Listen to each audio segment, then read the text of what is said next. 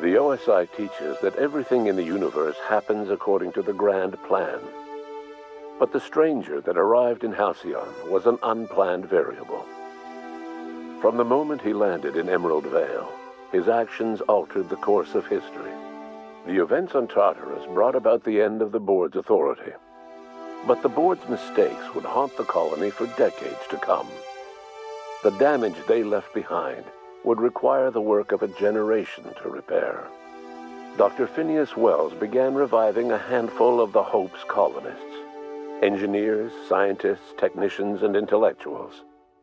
They were among the brightest minds the Earth had ever sent out into the stars. The Hope scientists and engineers woke up in a colony descending headlong into total collapse. With no way to return to Earth, they had no choice but to band together and devote themselves to the cause of saving Halcyon.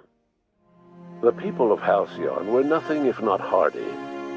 In the absence of the board's authority, many of the colony's settlements banded together with a single purpose in mind: survival. Life was especially hard in the years to come. Some towns dissolved by attrition and starvation, but most of them found a way to carry on. In the years to come, Halcyon was forced to reckon with its newfound freedom. The board was gone, and for better or worse, the colony was responsible for its own destiny. Between MSI's worker-centric policies and the iconoclast's manpower, Sanjar and Zora were able to rally many of the Terra 2 townships to their cause. MSI's workforce swelled, and the iconoclasts enjoyed a significant surge in their ranks. The board was too distracted by infighting and internal politics to stop MSI from becoming a powerful corporation and a refuge for townships that might have fallen through the cracks. Consumed by paranoia, Lilia Hagen took sublight salvage in a controversial direction, openly accusing board officials of an extraterrestrial conspiracy. One day, an accident at the Groundbreaker's docking bay silenced her forever. Time would tell if her replacement could keep the sublight family together. Adelaide McDevitt replaced Reed Thompson as the leader of Edgewater. She and her followers transformed Edgewater in their image. Anyone loyal to Reed was pressured into leaving town, and those who stayed behind adapted to her way of life.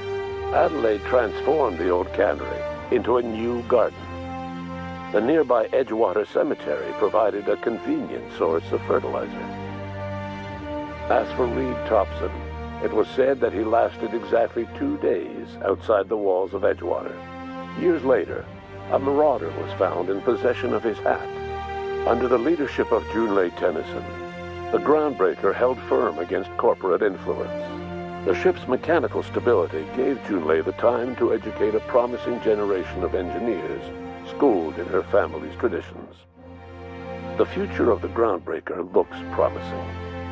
The rediscovery of the Hope and the abandonment of the lifetime employment program forced Byzantium to come to terms with some uncomfortable realities about the state of Halcyon. While Byzantines were reluctant to surrender the luxuries they'd grown accustomed to, the board's diminished authority gave them little choice in the matter. Nearly everyone had to learn to make do with less. Some even had to get jobs. It was a dark time indeed. Even the Gorgon asteroid, though a distant enigma to most of Halcyon, felt the aftershocks of your actions. Olivia and Minnie Ambrose worked together to cure the marauders Adrena Time had created. Through their partnership as scientist and administrator, they discovered the harmony that had eluded them as mother and daughter. And through years of patience and effort, they discovered the means to wean Halcyon from the scourge of Adrena Time. Their work eventually allowed Wells and his scientists to treat many of Halcyon's marauders. As their addiction waned, the colonists who had lived for so long under the thrall of Adrena Time returned to their communities and loved ones, and joined in the effort to save Halcyon. In spite of everything, The Gorgon asteroid remained a sobering reminder of the potential for progress and disaster in humanity's most ambitious efforts. The Rizzo's company in Halcyon dissolved after the collapse of the board. Needless to say, the launch of Spectrum Brown was indefinitely delayed. A stockpile of Spectrum Brown remains buried deep beneath the ruins of the old distillery, abandoned to time and attrition. With the dissolution of the board, Ruth Bellamy found herself without the two constants in her life: Byzantine culture and her sister Belinda. In the face of this new reality, she struggled to find a direction for her life. The colony had moved on from Halcyon Helen and would require new heroes in the years to come. And so Ruth Bellamy decided it was time to exit stage left. She quietly disappeared from public view. The dissolution of the board did not mean the dissolution of the ambitions of Cedric Kincannon, the charismatic leader of Sublight Underground. Cedric offered slugs transportation services to the newly thawed colonists and set to work ferrying resources and food wherever they were most needed. For better or worse, slug headgear became fashionable in the following years.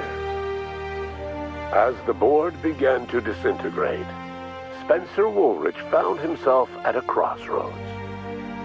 Cling to what little stardom remained to him, or help usher Halcyon into its new future. To the surprise of many, perhaps himself most of all, Spencer chose the latter option. Having learned a variety of different skills in the many different roles played throughout his lengthy career, Spencer founded a radio serial dedicated to staying alive despite the odds.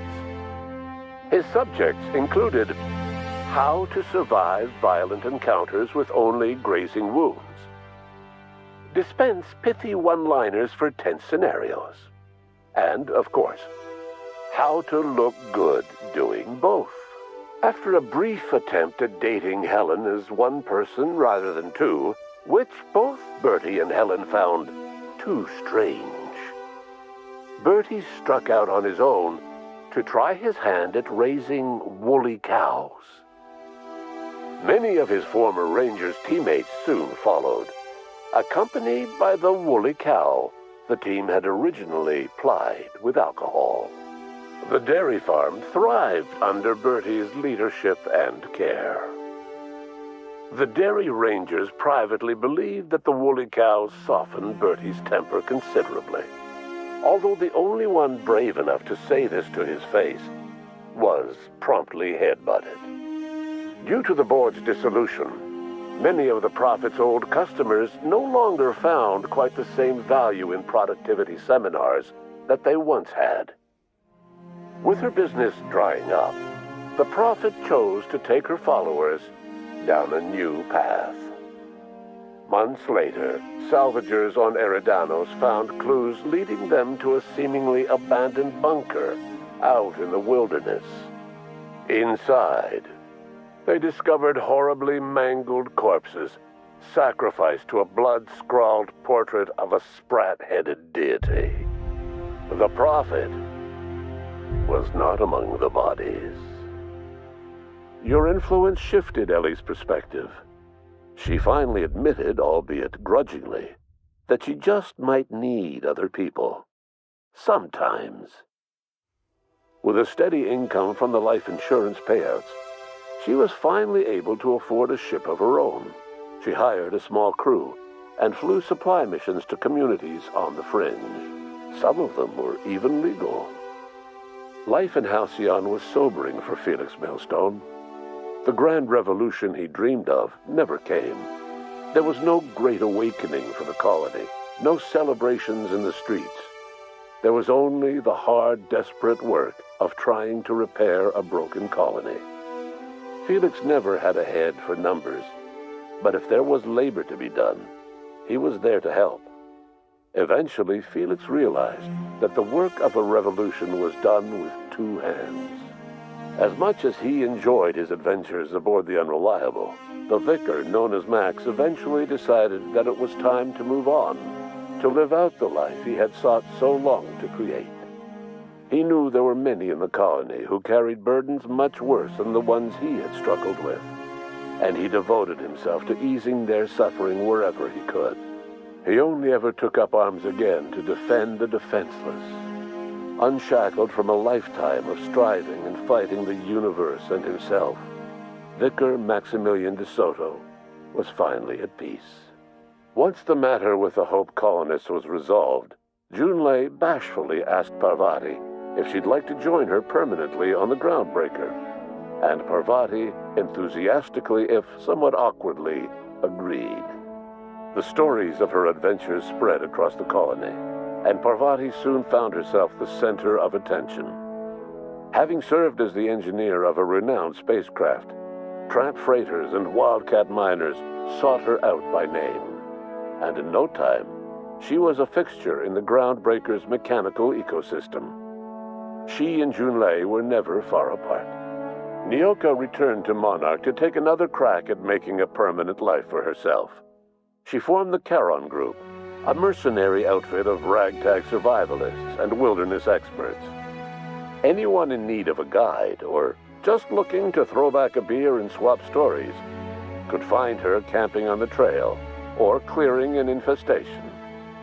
The SAM unit that accompanied you spread awareness of the product line's superior sanitation and maintenance capabilities across what was left of the colony.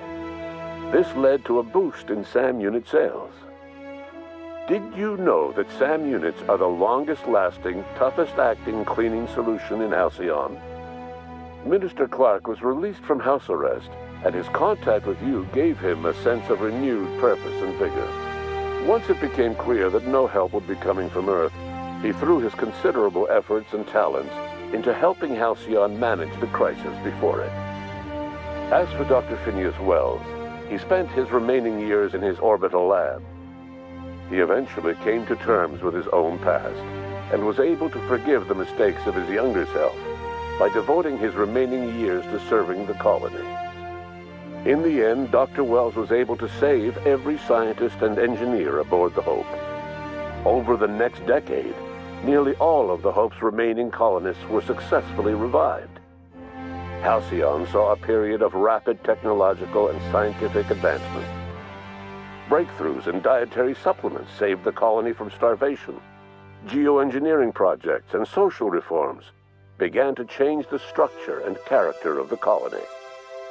Dr. Wells laid the groundwork for the project to save the colony, but he would never live to see the fruits of his labor. He passed away a few years later. His work was carried on by the scientists and engineers he revived. Today, Halcyon has stabilized. The people of the colony work hard to adapt to their new circumstances. Nearby colonies send aid and supplies. Life will never be easy in Halcyon, but for the first time in its history, there exists a sense of real, genuine hope about the future. And what about you, the unplanned variable in the history of Halcyon?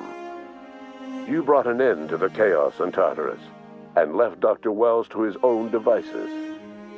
The affairs of the colony never distracted you from living out your own dreams, to captain a ship, to sail the ether, and to earn a reputation as the greatest spacer Halcyon ever had.